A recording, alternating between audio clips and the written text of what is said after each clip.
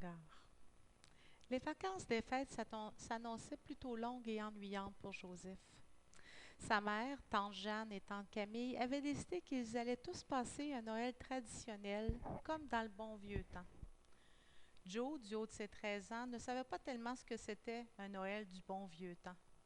La première chose qu'il en a appris, c'était qu'il n'y avait ni cellulaire, ni tablette, ni jeux vidéo, ni YouTube dans le bon vieux temps.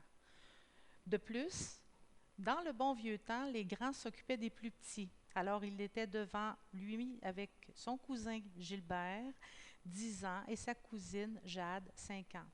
Le trio était assis dans des chaises berçantes dans la cuisine de grand-père et se regardait fixement en se balançant. Joe, va jouer dehors avec Gilles et Jade. Ça va vous faire du bien le bon air de la campagne. Pour Joe, cette expression aussi n'avait pas beaucoup de sens, le bon air de la campagne. Voilà donc nos trois heureux compagnons se traînant les pieds vers le vestiaire et sortant les habits de neige, résignés à passer Noël chez grand-père comme dans le bon vieux temps. Grand-père s'approcha de ses trois petits-enfants et se pencha pour regarder Joe droit dans les yeux avec un air grave. Il lui tendait une vieille clé tout rouillée. Il lui dit avec un grand sérieux: Garde cette clé précieusement, mon cher enfant. Elle t'ouvrira bien plus que la porte du vieux hangar où tu trouveras bien plus que des luges pour dévaler les pentes derrière la grange. Joe saisit la clé qui lui tendait grand-père sans trop comprendre et ouvrit la porte. Le vent froid de décembre siffla, Gilles et Jade suivaient, tellement enrubannés dans des foulards et des mitaines qu'ils avaient peine à regarder devant eux. Nos trois amis se dirigeaient maintenant vers le vieux hangar. Joe ouvrit le cadenas et poussa la porte qui grinça un peu. Je lui donna un bon coup de pied et elle céda dans un long grincement. Crrrring! Toute pièce sombra et toute la pièce était sombre et poussiéreuse. Tout y semblait figé depuis de nombreuses années. Des meubles en bois, des vieilles chaudières, des outils rouillés, du bois. Tout était vieux et usé. Joseph soulevait de grosses couvertures pour trouver les fameuses luges. Jade se faufilait derrière une énorme caisse en bois. Il y avait une ouverture. Elle tira sur un bout de corde qui dépassait et fit tomber le panneau. Joe, Gilles, venez vite, j'ai trouvé. Les deux garçons s'approchèrent pour constater qu'il n'avait rien à cet endroit qu'un vieux coffre bleu avec d'énormes charnières dorées. Gilles, loin de s'intéresser à les découvertes de Jade, explorait déjà un peu plus loin. Dans un coin étaient appuyées sur le mur trois petits dont les patins étaient malheureusement bien endommagés. Gilles les transporta tout de même en souhaitant qu'ils puissent malgré tout faire quelques descentes. Pendant ce temps, Jade, bien contente de sa découverte, suppliait Joe de sortir le coffre pour fouiller à l'intérieur. Elle était certaine d'y trouver des robes et des chapeaux pour se déguiser. Joe, aide-moi, il faut l'ouvrir. Joe, bien intentionné, souleva le couvercle, mais rien ne bougea. Il est verrouillé, Jade, on ne peut pas l'ouvrir. Essaye ta clé, Joe, essaye ta clé, répétait-elle, tout excitée comme une fillette peut l'être devant un coffre de poupée. Oui, Jade, marmonna l'adolescent dans un soupir. Il entra la clé dans la serrure dorée et clic, il fut lui-même étonné, mais le mécanisme se déverrouilla. Incroyable. Quelle fut la joie de Jade, des foulards en plumes, des bijoux ornés de pierres, un manteau de laine, un chapeau rouge avec d'énormes fleurs, des bottes avec de drôles de boutons. Ce coffre était rempli de tout ce qui pouvait rendre une petite fille heureuse. Joe, dans quant à lui, remarqua une petite boîte au fond de la malle. Bien dissimulée sous une couverture, la boîte avait l'air d'avoir été cachée soigneusement. Il la prit dans ses mains, feint de la nettoyer et put l'ouvrir. Une petite musique se mit à jouer et une ballerine tournait sur la pointe de ses pieds. Joe fixait la petite ballerine et à mesure que la musique jouait, un bout de papier apparut lentement comme sortant du dessous de la boîte. Il saisit le papier jauni et y jeta un coup d'œil intrigué. Jade s'arrêta à tout coup et prit la boîte de musique des mains de Joe. Qu'est-ce que c'est, Joe? Qu'est-ce que c'est? C'est une lettre. Une lettre? S'exclama Gilles, soudainement intéressé à la découverte. On l'ouvre? Se questionnèrent-ils. Oui, oui, Joe, lança Jade en sautillant trop curieuse. Ils se mirent d'accord qu'ils n'en parleraient pas car ils n'avaient peut-être pas le droit de fouiller dans les affaires de grand-père. Ils se firent la promesse de ne rien dire. Jade aussi promit. Joe ouvrit la lettre et lut à haute voix. Angleterre, 10 décembre 1944. Très chère Marie-Ange, bientôt nous nous reverrons. J'ai très hâte de te tenir la main comme autrefois avant la guerre. Je me rappelle nos longues soirées sur la véranda à nous raconter nos projets d'avenir. Ce sont de doux souvenirs. Mais avant mon retour, je dois te faire une confidence. Avant mon départ pour la guerre, sans t'en avertir, j'ai déjà acheté une terre pour y fonder notre famille. Elle est sur le 12e rang Saint-Alexandre-des-Monts. La forêt sur la terre est très spéciale. Elle est comme la pierre précieuse qu'un homme trouve dans un champ et vend tout ce qu'il a pour acheter le champ. C'est ce que j'ai fait lorsque je suis allé voir le bois dans la forêt. J'ai compris tout de suite qu'il fallait acheter. Tu ne croiras peut-être pas, Marie-Ange, mais cette forêt est miraculeuse. Tu dois toi aussi découvrir ce que j'ai découvert. Va à l'entrée du bois du grand sapin, près du grand sapin, et écoute bien attentivement, tu entendras et tu prendras la bonne décision. Rappelle-toi que là où est ton cœur, là aussi sera ton trésor. Ton bien-aimé fiancé, Georges. Un trésor, Joe?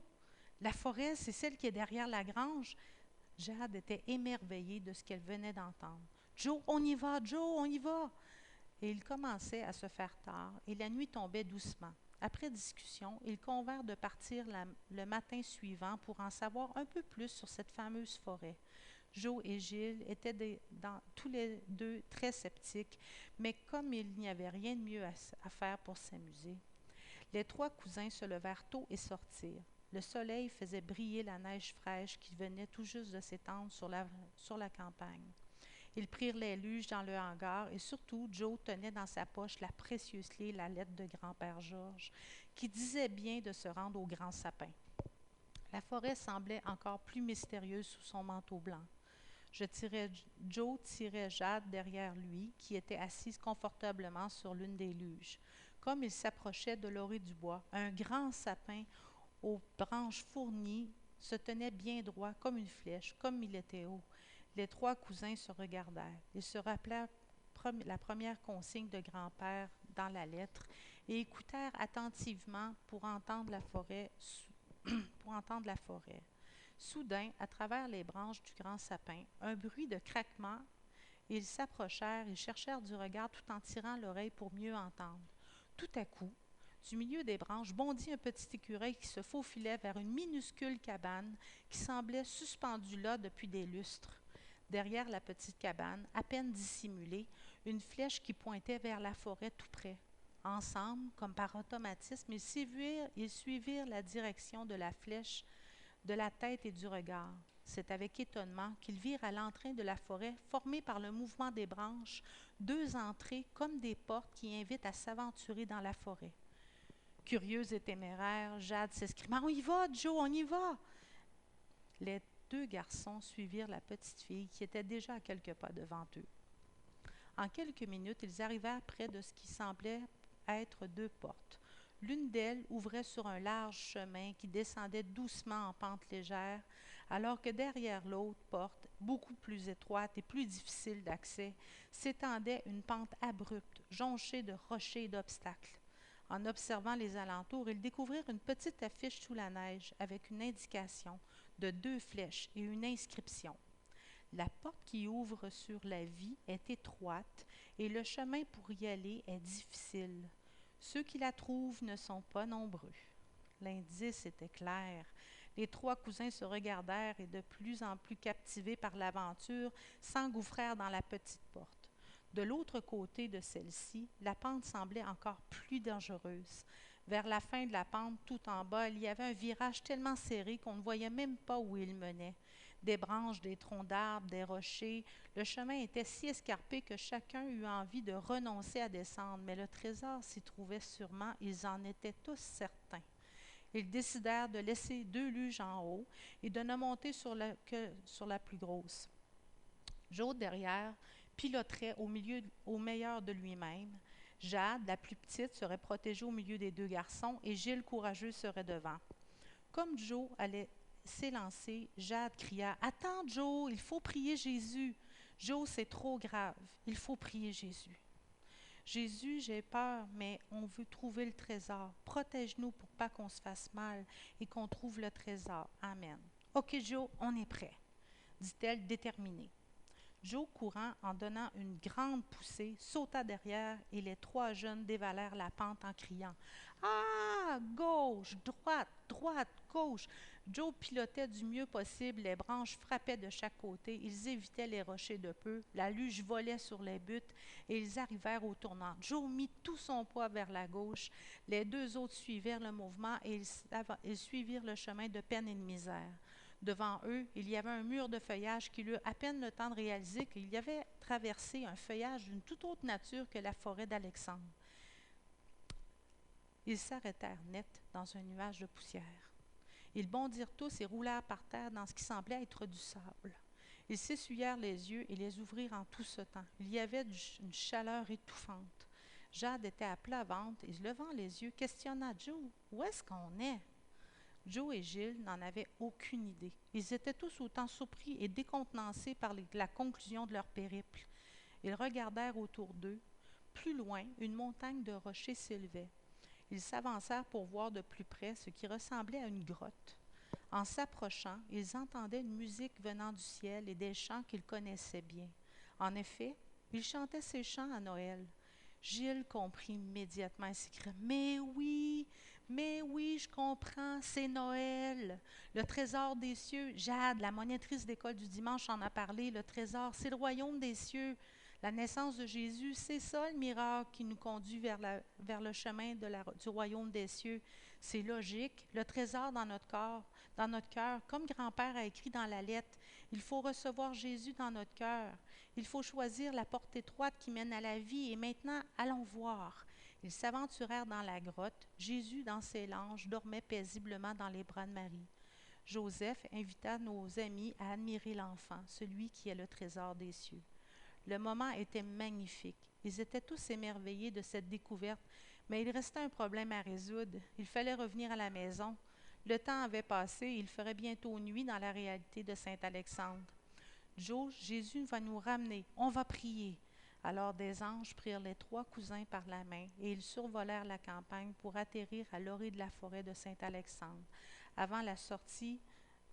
avec la certitude que le vrai trésor se trouve dans le cœur. Ils revinrent à la maison de grand-père avec joie, d'avoir accompli une grande mission pour leur propre vie, pour la vie éternelle. Grand-père, par la fenêtre, souriait en voyant ses trois petits revenir, main dans la main. Il savait que le miracle du salut en Jésus avait opéré et que sa clé avait ouvert bien plus que la porte du vieux hangar.